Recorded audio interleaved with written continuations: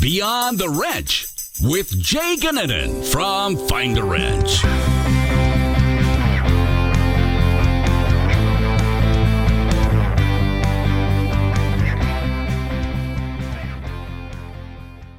Welcome back to Beyond the Wrench. My name is Jay Goninen, and I am your host. Thanks for joining us for yet another week. Before we get started with the podcast, wanted to take a second to announce the winner of our higher or lower game for last week, and the winner was Bryce Zuderveen with a high score of 27.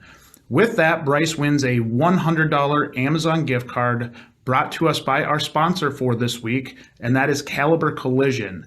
A great company, was a huge supporter of Techmission, and I would encourage you to go check them out and see what all they have to offer. As far as the Queen of Hearts pot, Bryce unfortunately did not turn over the Queen of Hearts, and the pot rises yet again to $2,300.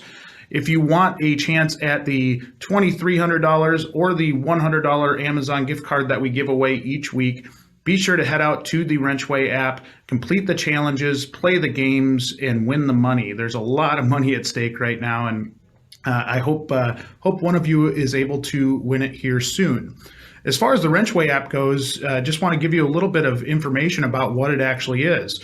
The app actually helps technicians in the automotive, diesel, and heavy equipment industries by making it easier to search for jobs, highlighting the best shops to work at, and gathering feedback and ideas on how the industry can be improved. And we really do that using the gamification, right? We use it allowing technicians to answer questions that we really want the answers to so that we can turn it into good content such as this podcast. The app is completely free to use and can be downloaded in the App Store or on Google Play. We've also included a link in the show notes with more information. As far as the podcast for this week, we were able to talk with Joel Milne of RepairSmith. We actually had Joel on probably about a year ago, and he's got some really cool insight and just a lot of really good general knowledge about the mobile repair industry. So we talk about some of his business model and really what he sees in the future. And a lot of stuff in between. A really, really good episode, and I really, really hope all of you enjoy it and have a great week. Talk to you next week. Today, I get to welcome a good industry friend back to the podcast. Joel Milne from RepairSmith is joining me the second time. Joel, I think we had you on probably almost a year ago to talk about all things RepairSmith and a little bit of your background. So welcome back to the show. I'm really happy to have you back on. Well, thanks for having me back, Jay.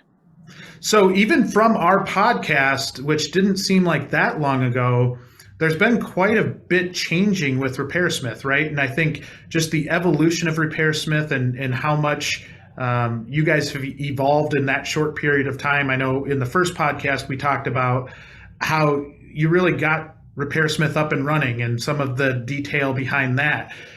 Talk to us a little bit about maybe some of the latest with RepairSmith. What all you guys got going on?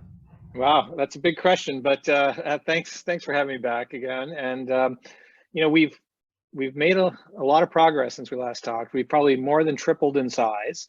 We're now in 15 states and growing, and we started working with a lot more partners. So probably when we talked last, we were just starting to work with fleets and really focused on the consumer business.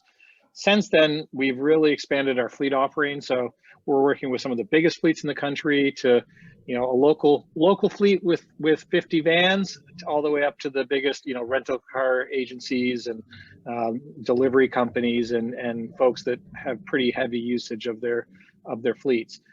We've also started working with partners, so who may not operate fleets themselves, but work closely with folks who do. So whether it's fleet management companies or people who sell cars and need to offer warranties and top quality service post, after sale, those type of companies that want to provide their consumer kind of the next level of convenient service. So we've really expanded our partnership footprint quite along with our geographic footprint. Now, is it just the automotive sector, or are you touching on any of the heavy duty or diesel side at all? No, solely light duty.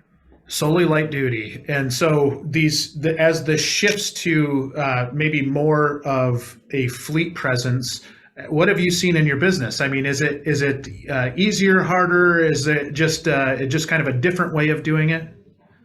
Yeah, it's a different way of doing it. Obviously, within the fleet world, maintenance is much more rigorous and scheduled, and the maintenance schedules are much more maintained. And so we really focus on providing uptime and maintenance first, and repair second in our fleet world, and also certain level of quality or guarantees on service availability and uptime and other things of that nature.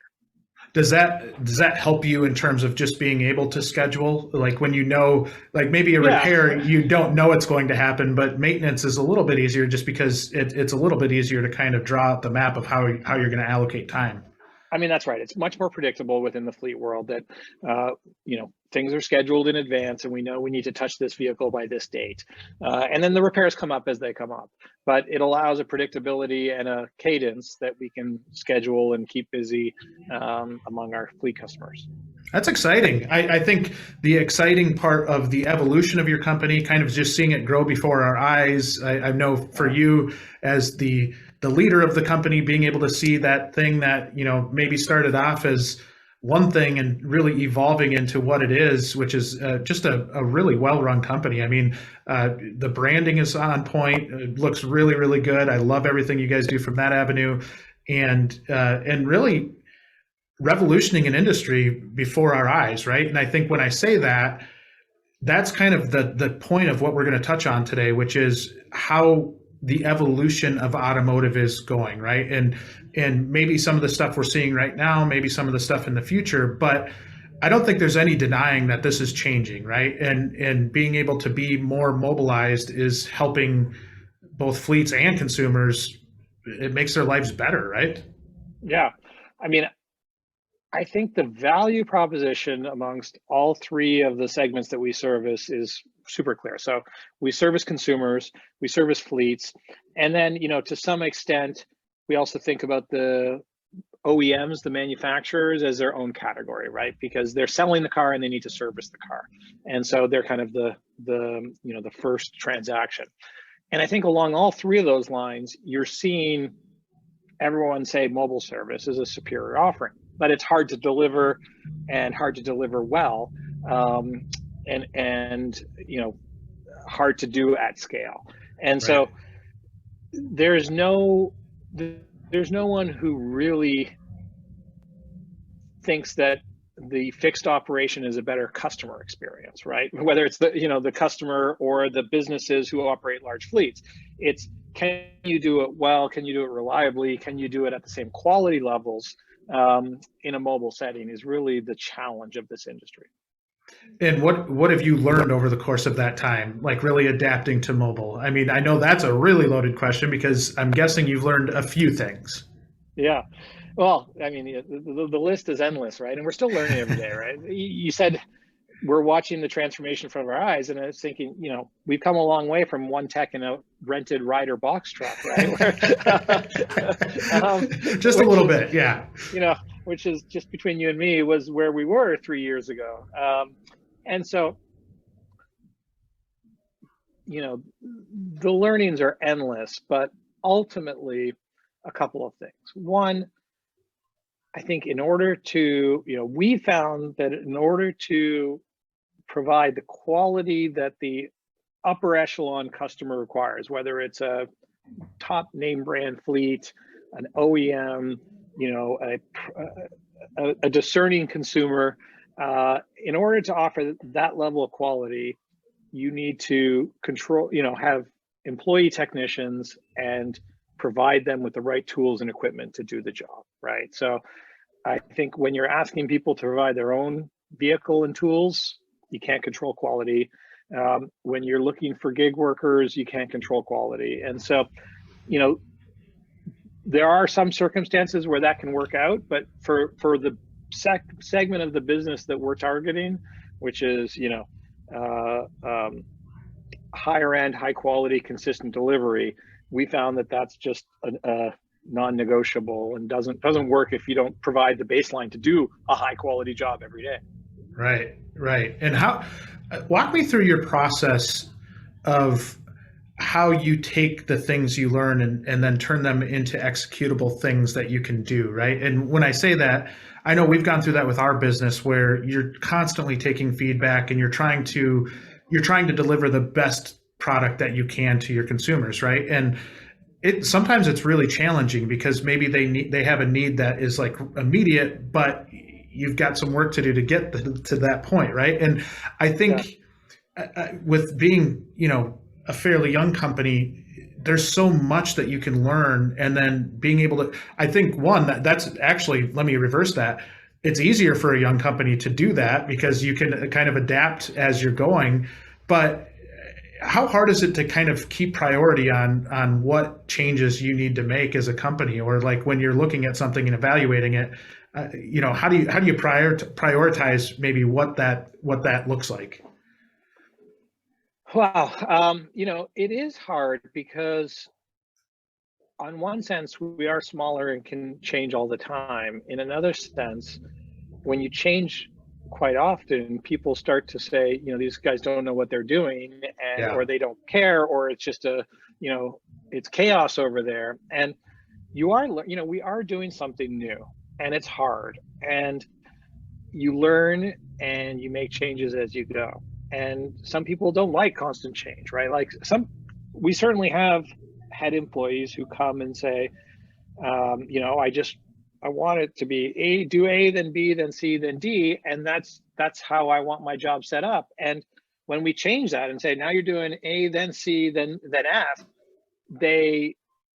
some take it really well. Like you're hearing my feedback and you're innovating and you're improving the software, you're improving this policy was dumb or whatever it is. And others say, well, it's changing all the time. I just want a place that I can just, that's been around for 50 years and does things the same way every day.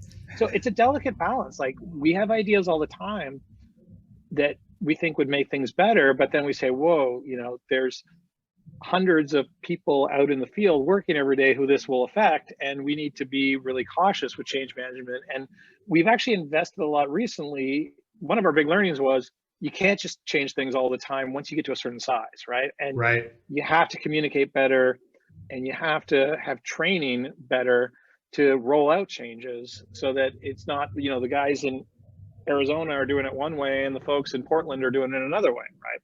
And so it's been a challenge at scale. And we're not at full national coverage yet, but we're not small either, right? Right. And so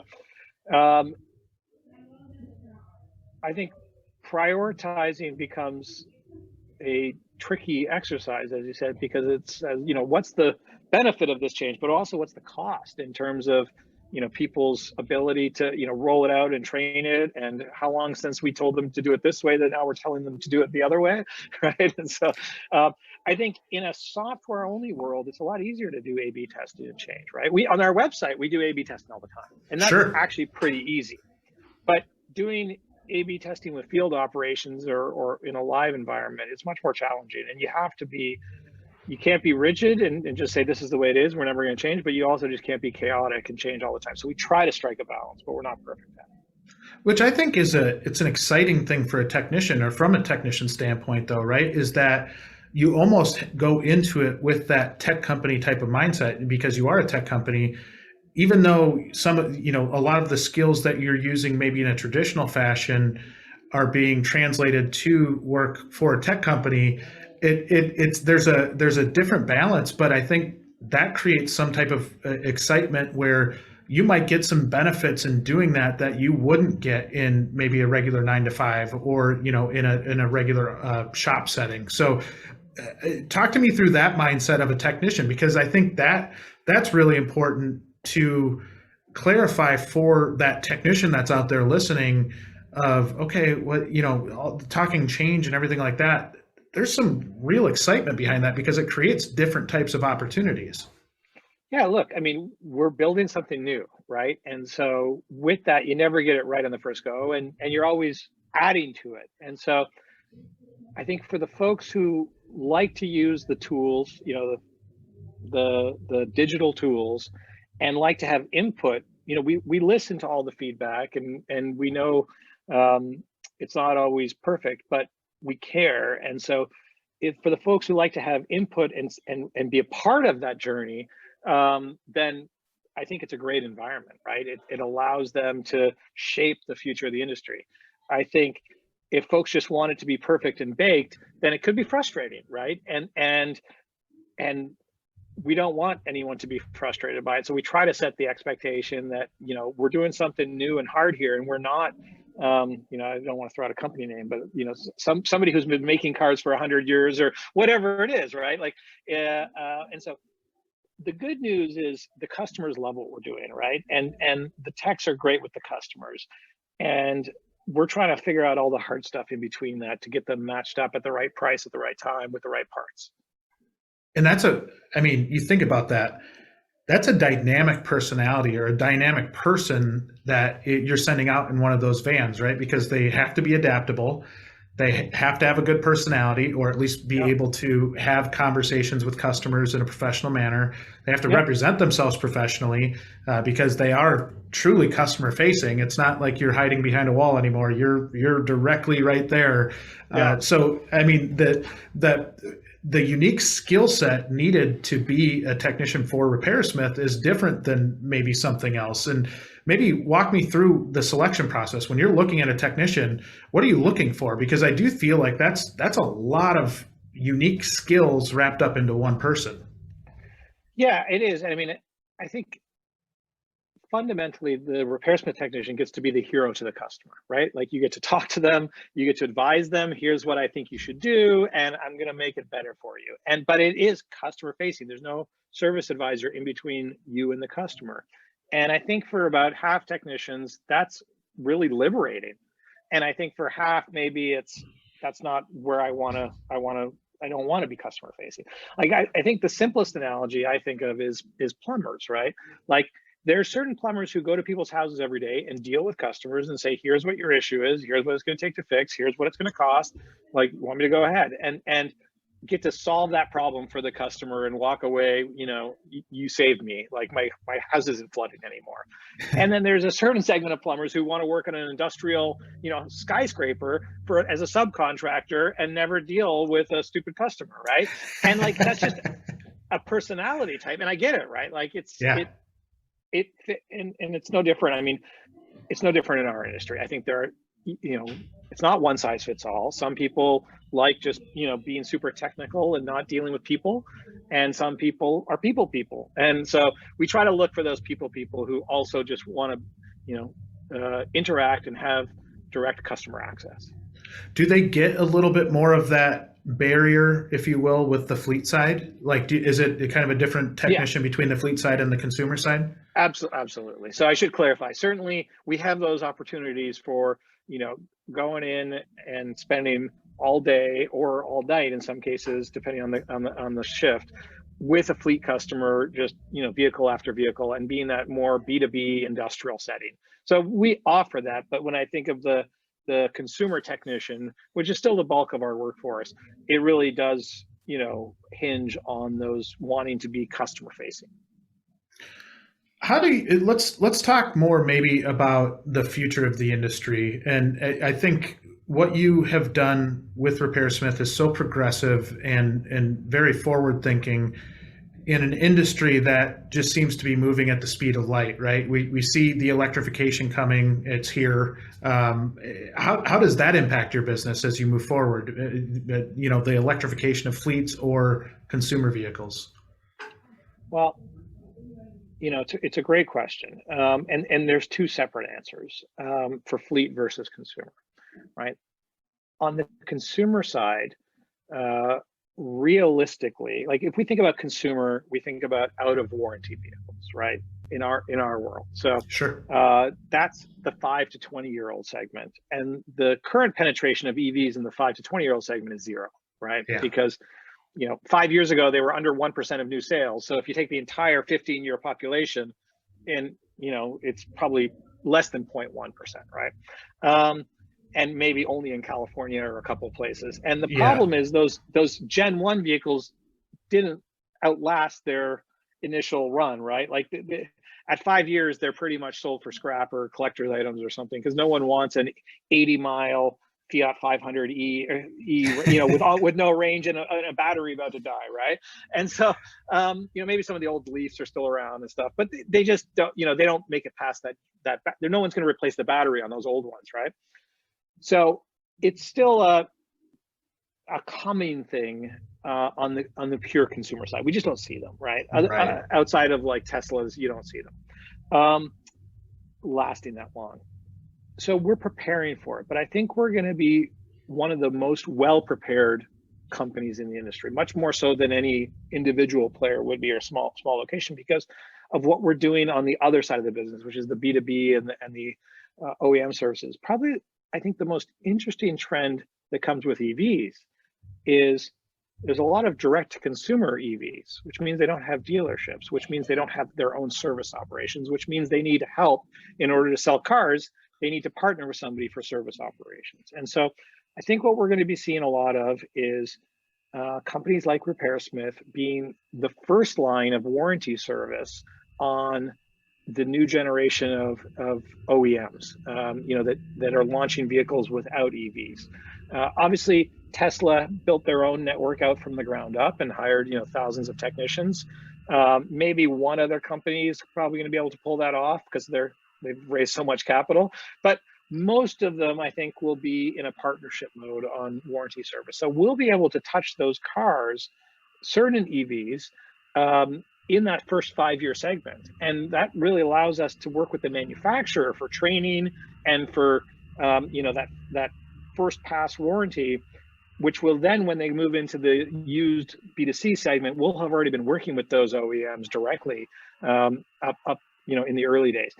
We're also seeing that traditional OEMs are all thinking about how to provide mobile service, and should we do it in a partnership model or let dealers handle it on their own? And so I think more and more we see these opportunities within the OEM world, which really can help our technicians work at the cutting edge of technology without having to be a dealer tech in one specific brand. Wow. I mean, that OE part of this is such a variable, right? Like that is how they deal with their customers is changing fast. And like you said, even from the dealership world, it's changing for them. It's changing for somebody like you to be able to have that. And I think that's where you guys have come along at such a good time, because if maybe this is 10, 15 years ago, it might be a different business, right? Yeah, I think certainly 10 or 15 years ago, you're going to be much more of an outlier, and the old way of doing things prevails. But I think when you see Tesla and Rivian offering mobile services as premium brands, and customers just in the world generally wanting more things convenient, without disclosing anything, like if I were an OEM, I would be thinking about, how do I compete with that? And how do I offer the top level of service to my customers, especially if you're in the luxury segment, right? And eventually everything that's in the luxury segment, we know, trickles down to, the mid-tier and the mass market segment, right? We all have power windows now. And so over time, I think it will be, what starts in the premium segment will become the norm and the expectation across all segments. Yeah, and I think the nice part about that is it's not so price sensitive, right? Like if you're dealing with an upper tier type of car, they're probably used to maybe more expensive repairs and maybe paying for that travel time or doing something that is out of the norm for them isn't quite as earth shattering as if you're just a random Joe with a Civic, right? Like it is a little different precedent. Yeah, and so we're certainly seeing that within the luxury segment, that's more and more becoming the expectation. Do you see a shift when it does become more of that side from general maintenance to more of a repair model? Or like, when you talk about an electric car, obviously they don't have an internal combustion engine where you're not changing oil. Does that shift your model at all in terms of how how you're interacting with the customer, the types of repairs that you're doing? Yeah, I mean, certainly does, right? A bunch of things will change with those types of vehicles, right? The price point of repairs is going to go way up, right? Because Yeah. you kick a corner on it and there's 5 sensors, and so there's a lot more electronics. But at the same time, you're not changing the oil, and so you're still going to have brakes and tires and wearables and such. But you're also dealing with first generation vehicles, and which probably have a higher incident of of repair needs. And you're also talking about a more limited supply chain, right? So the supply chain is so mature among your mass market vehicles that the price point for parts is super competitive, right? Whereas you're having all these new vehicle launches, they don't have a massive supply chain.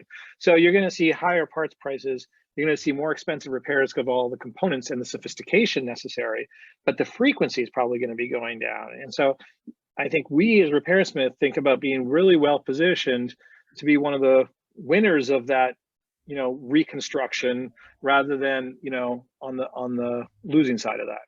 And I think we do that by being early in the game and getting the training and the expertise early. I love it. I think that's so important. And I think this opens us up to a different type of person coming into the industry too. And when I say that, I think most techs don't love doing oil changes, or they don't, love doing tire rotations. The tire rotations are probably still going to be a thing for quite a while, or changing tires. I know Elon Musk was working on a tire that went forever or something like that. But in the foreseeable future, that's not happening. So I think that, that technician that is currently working and loves the electrical side or the diagnostic piece is really going to thrive in this environment. And really, I think that almost shifts the perception. We've tried for so long to get away from the grease monkey mentality, or really being viewed as different than what the past perception has been. I think this opens the door wide open for that and makes it a really exciting time to come in as a technician. And I'm curious to see if you kind of see the same. I do. I mean, obviously the next 5 years are going to see big changes, right? And so it's going to be an interesting straddling period though right now, because obviously the bulk of the vehicle population is, 99% plus of the used population, more than that, is still, ICE engines. So, but over time, it will be much more electrified. And, I think we all see the writing on the wall on that. Every single OEM has accelerated their 100% electric deadline or target, or, we and from 2 years ago, right? I mean, go back to 2020 and, the date might have, been 10 years further into the future. And now, the production lines are being changed. And so that's going to affect the people who work downstream. And now it's going to be a 5-year lag, or a 10, even, up to a 10-year lag. And so how do we live in both worlds during this transition period, which is kind of where we are. But we are seeing, we think the value of the diag and the diagnostic technician is going up and up, and will start to be more reflected in our pricing, frankly, because the diagnostics start to become more difficult. And this is there's this whole debate in our industry about free diagnosis and what should be free and what should not. And I don't even want to go down that whole rabbit hole, but when somebody spends an hour of their time, who's a highly trained, qualified technician, trying to figure something out, that's valuable. And that's going to be more and more the case as on these EV vehicles, especially first generation vehicles, versus the as you said, I don't use that term, but the banging it with a wrench, right? Yeah, that's not the case anymore. Yeah, and I think you hit on an interesting point there too, because this has to impact our labor rates, right? And what we're charging customers.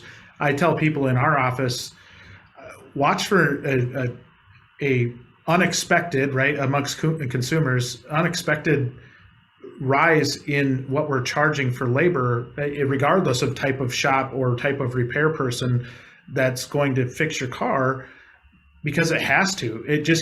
The tools are going to become more expensive. The people are going to become more expensive in terms of salaries commanded, as it should be.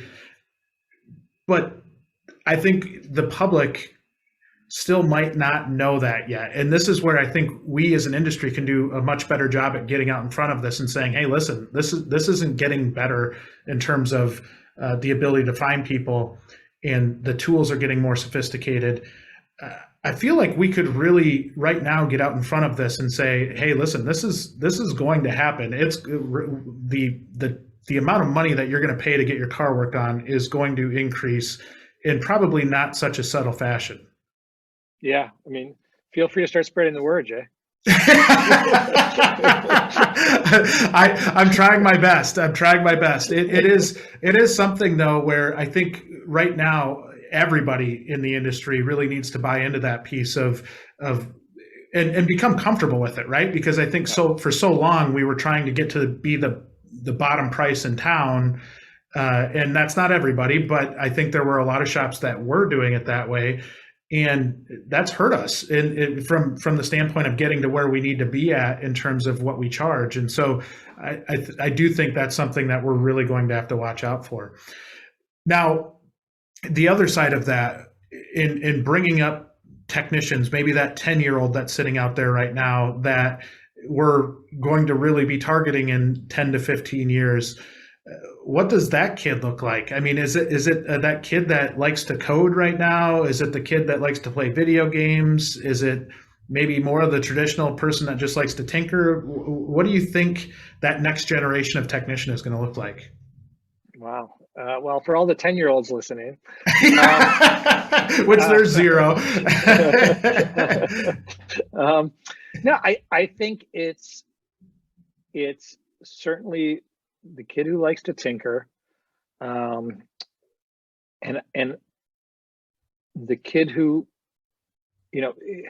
all the attributes I think of when I think about engineering, but who don't want to work in an office setting, right? And so I think of young engineers as being problem solvers, and whether you like electronics or mechanical or what are the other physics, right. But all those aspects of engineering, mathematics, right? Electrical versus programming, any of those fields are applicable. But you may not want to go work in a cubicle somewhere drawing up engineering plans and designing parts or designing bridges or designing hardware. And you may like a personality who wants to be outdoors and customer facing or more local, and maybe I think a lot of engineering opportunities are in urban settings, and so I think the skill set or the underlying personality is very similar. I think it's just what you want out of life and how your priorities are that dictates this being a great field to go into.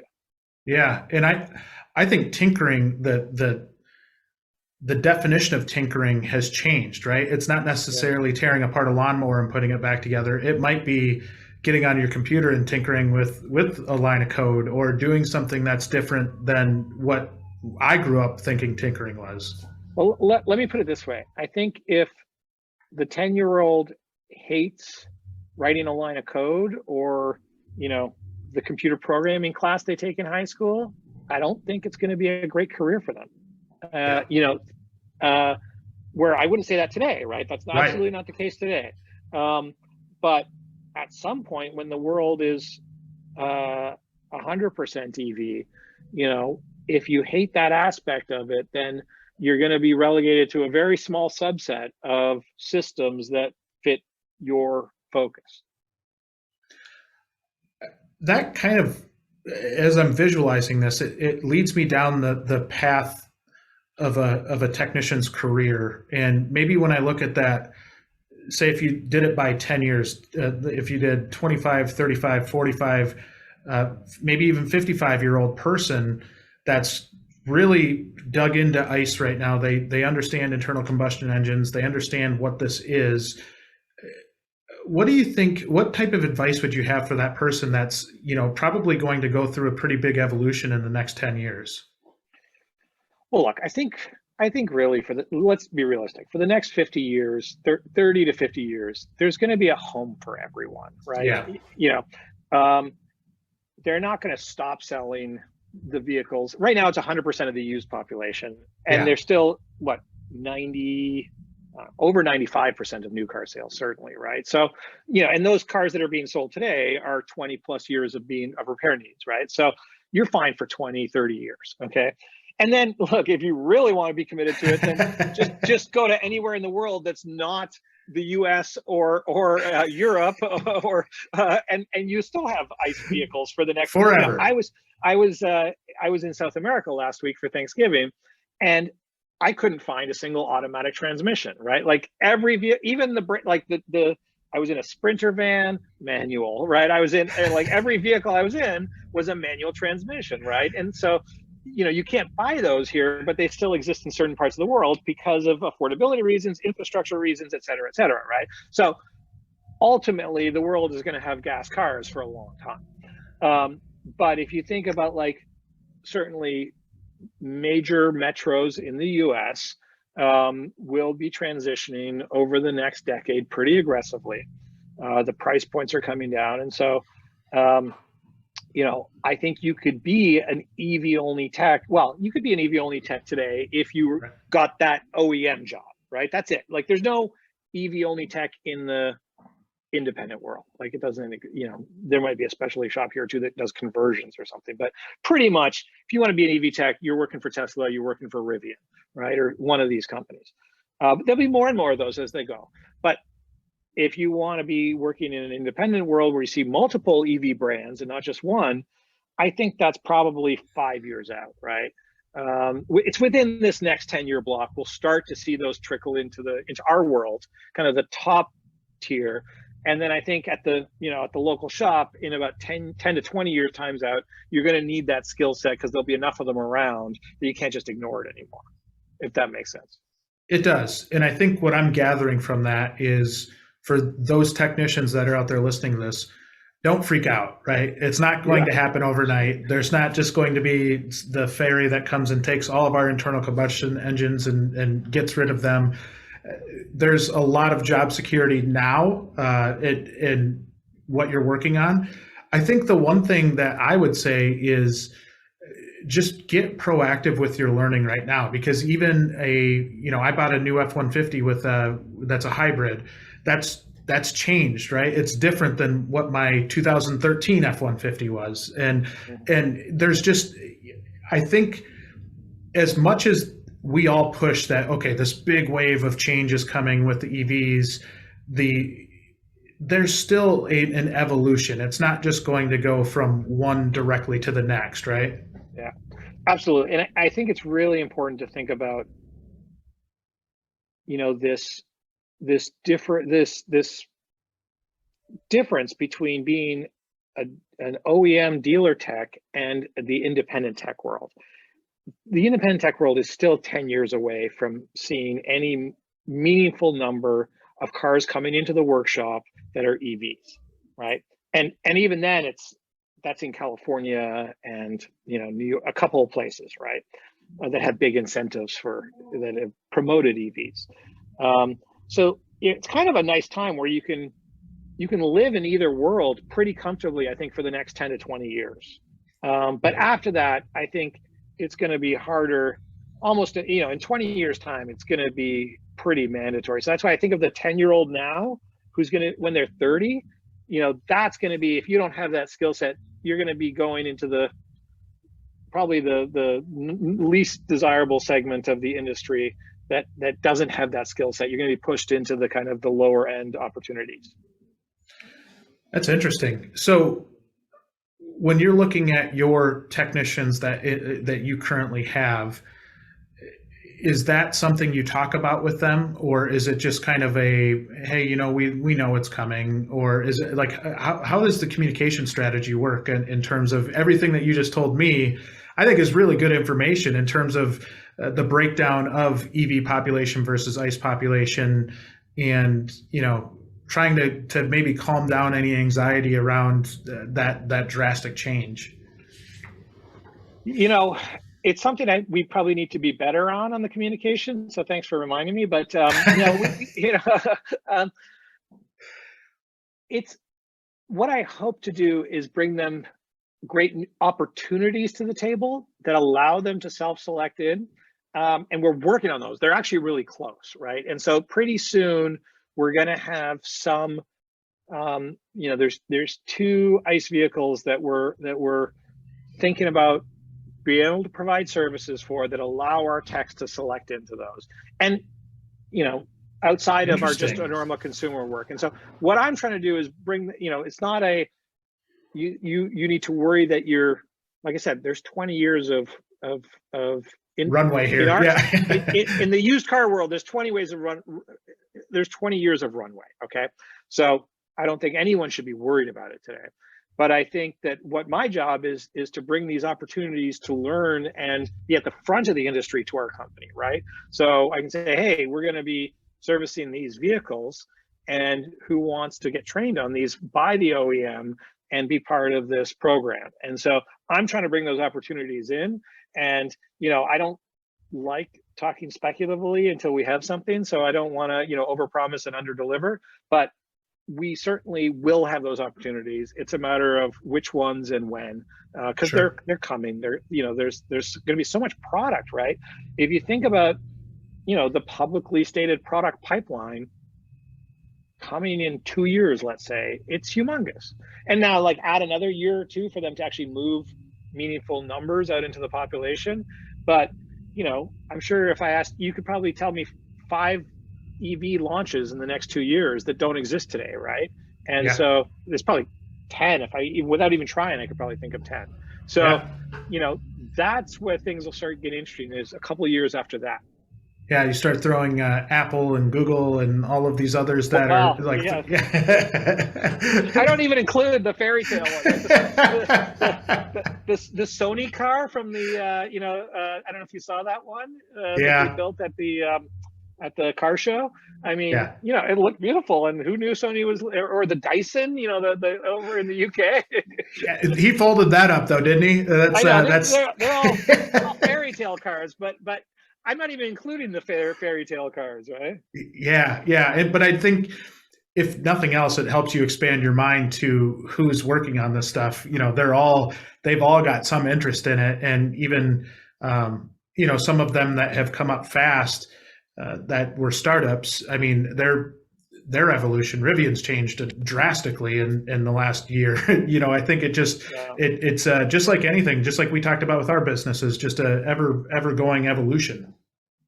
Yeah, but in all seriousness, I think a lot more important than the Dysons and the Sonys and the you never discount Apple and Google, but is the OEMs have completely changed their level of investment and seriousness over the last couple of years, and you're going to start to see, we've seen a ton of concept Gen 1, learning vehicles, but you're going to start to see a ton of really high quality mass market vehicles coming out of the traditional OEMs. That's going to really be much more of a game changer than the next new EV company.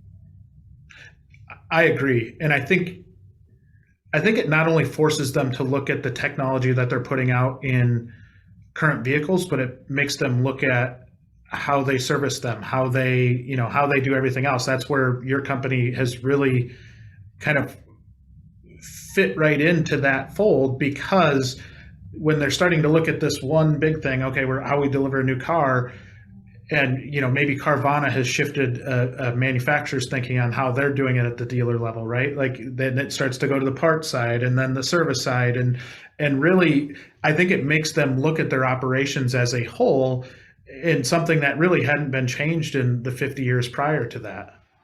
That's right. I mean, certainly the pandemic played an aspect of that, but it was also, Carvana was selling a lot of cars before the pandemic, right? We were repairing a lot of cars before the pandemic, and now, everyone loves delivery and convenience. And so I think there's not many business models that 50 years long don't have to be, looked at and tweaked in today's environment, right? And so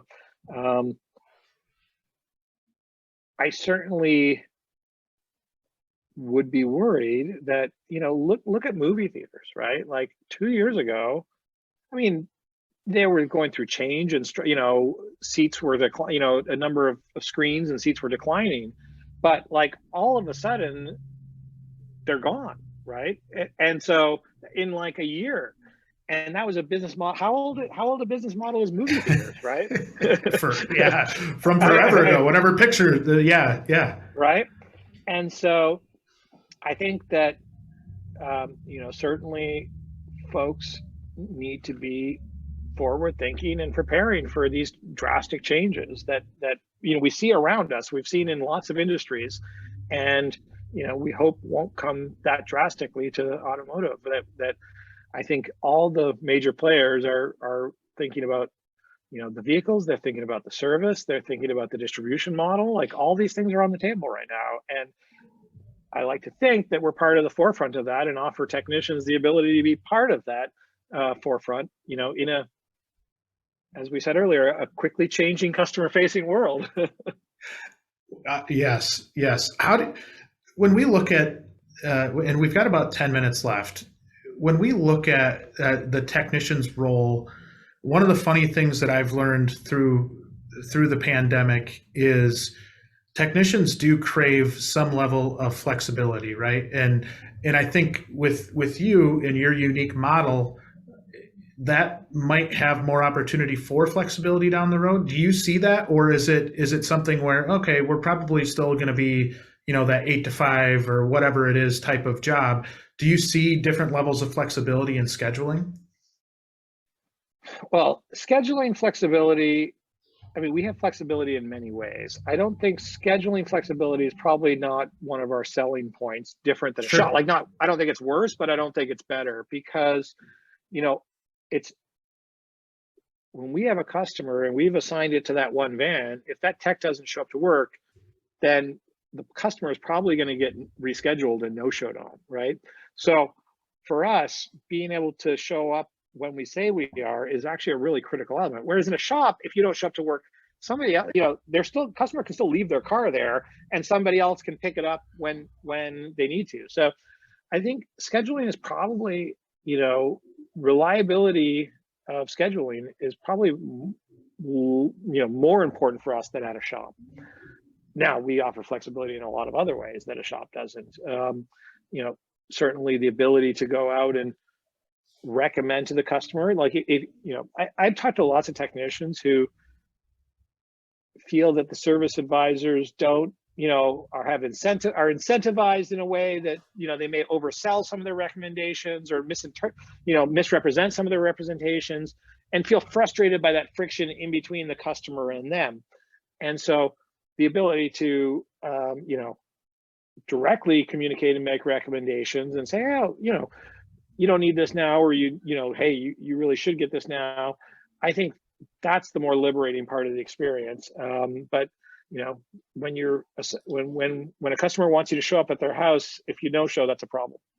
Yeah, and I think that is one of the most common concerns I hear from a flat rate technician, right? Is that they're dependent on having a good service advisor, or they're dependent on having somebody that can sell service and do it in a ethical way, and they don't always know what that exchange is up front, so maybe they don't trust what they're doing as much. And being able to talk directly to a customer, I can certainly see the benefit of knowing what you said was wrong, and being able to actually hear what the customer is saying is wrong, right? Because it's not so often they have to go off an RO, and the RO might not be all that well written out, and that can cause a lot of frustration. Yeah, absolutely. We hear that all the time. So anything additional in terms of what you think might change for a technician moving forward? I know we focused a lot on EV and the evolution of the car in general, but you've been at the forefront of this and really progressing maybe the way we look at a technician and the quality of person that you've got out there. Do you see anything in the future that might be different than what it is right now? Well, I mean, obviously the number one thing I see in the future that's different now on the consumer side of the business is the mobile versus fixed operations. That's why I'm doing this, right? That's why I spend every day working on bringing that, because I just, it's hard to put the genie back in the bottle once it's out, right? And like I said, you've seen the top tier luxury brands starting to offer it. You've seen it in all other industries. And, I kind of think of it like, I don't know if you know the story of Pizza Hut and Domino's, right? Where, back in the 70s, maybe early 80s, probably late 70s, Pizza Hut dominated. It was an in-store dining experience. You drove to the Pizza Hut and sat down with your family and ate your pizza.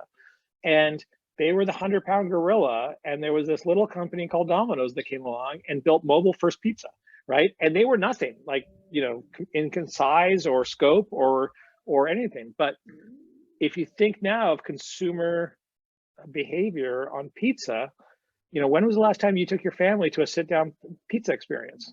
It's been a while. Right? And so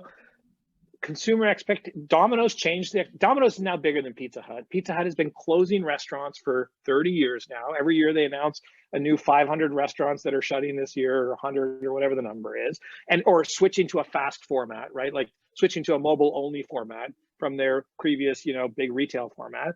And I really see it playing out the same way, right? Like there's Pizza Huts on it, all over the country right now serving car repair.